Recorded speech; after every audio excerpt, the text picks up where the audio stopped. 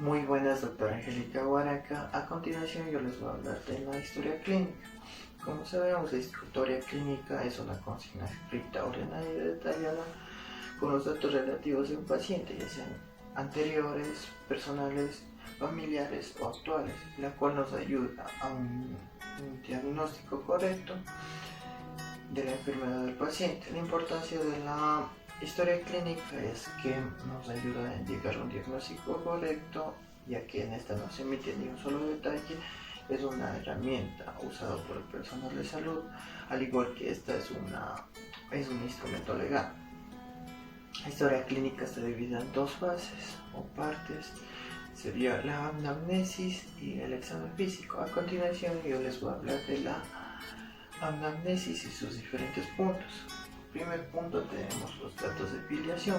En los datos de filiación hacemos el primer acercamiento con el paciente, ya que aquí preguntamos sus nombres, sus apellidos, su identificación, lugar de vivienda, lugar de nacimiento, su edad, su sexo, su género, su ocupación y al igual que su religión. Después de esto pasamos al motivo de consulta. En el motivo de consulta veremos la causa o las causas del por qué se acercó al centro de salud o a una revisión médica. Anotaremos textualmente sus palabras y tomaremos en cuenta sus síntomas más significativos, como puede ser dolor de cabeza, fiebre, dolor abdominal, estomacal, entre otros. Pasando al motivo de consulta, tenemos la enfermedad actual. Aquí haremos un interrogatorio para recopilar más datos y llegar a un diagnóstico inicial. Aquí se aplican 5 preguntas, las cuales serían desde cuándo empezó, cómo comenzó, qué tratamiento tomó, cómo evolucionó y cómo se siente ahora. Pasado esto, pasamos a los antecedentes personales. Y aquí preguntaremos los antecedentes patológicos, quirúrgicos, traumatismos, los antecedentes tóxicos, alérgicos y sus antecedentes sexuales. En mujeres adultas serían los antecedentes gineco-obstétricos. Antecedentes familiares. Aquí nos acercamos y tomamos en cuenta a los familiares más cercanos, ya sea papá, mamá, hermanos, tíos, sobrinos, entre otros. Y preguntaremos si alguno de sus enfermedades o patologías que han tenido, como diabetes mellitus, cáncer, hipertensión, infarto del miocardio, enfermedades cardiovasculares, artrosis, artritis, entre otras. Pasado de los antecedentes familiares, vamos a la historia social. En la historia social tenemos que tener información del ambiente familiar, como alimentación, hábitos, salarios y por último vivienda.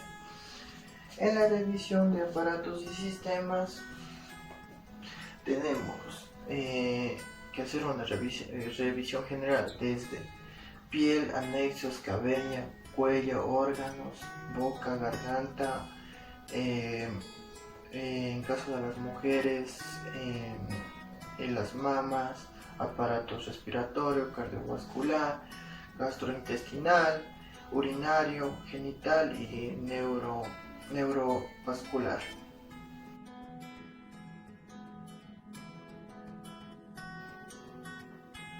La anamnesis tiene como objetivo principal conocer el estado de salud actual del paciente o las enfermedades que éste padece.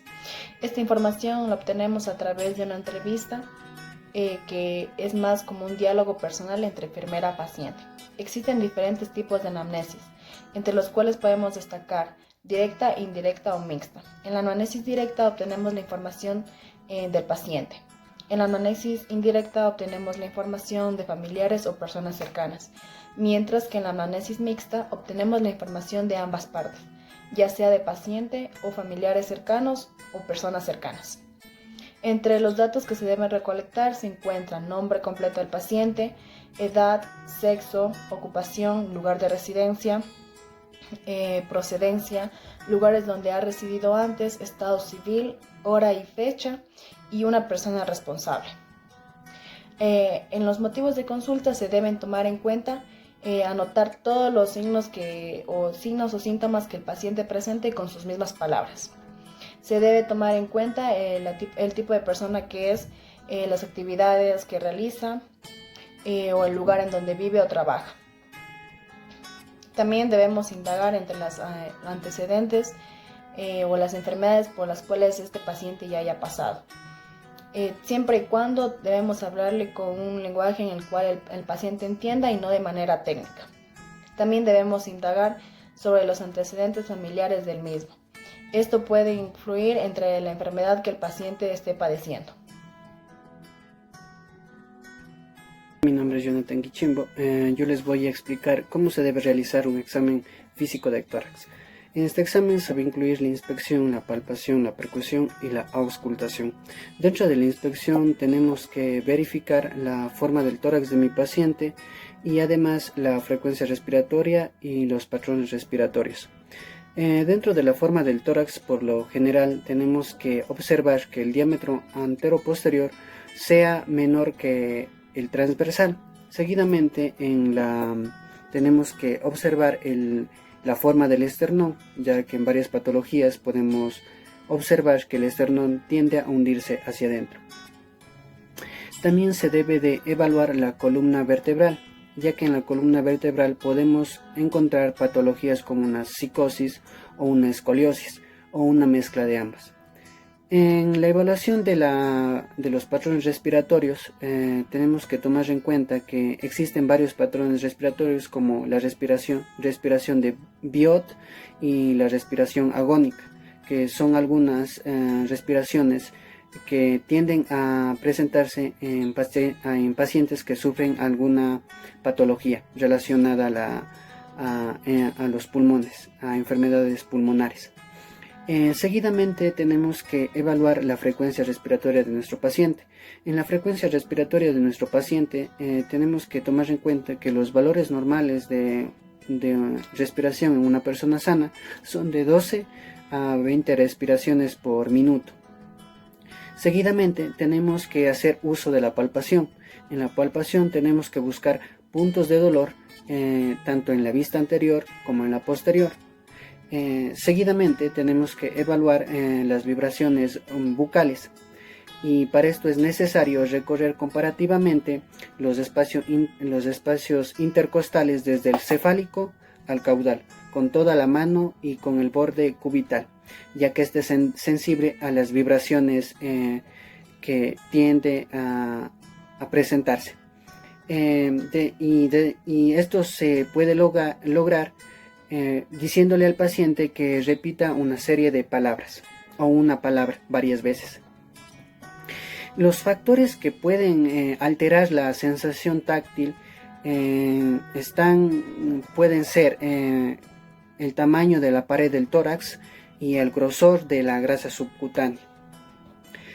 Después de eso, tenemos que evaluar la expansión del tórax de nuestro paciente. Para eso es necesario apoyar las manos en la zona escapular, una de cada lado, dejando los pulgares lo más cercano.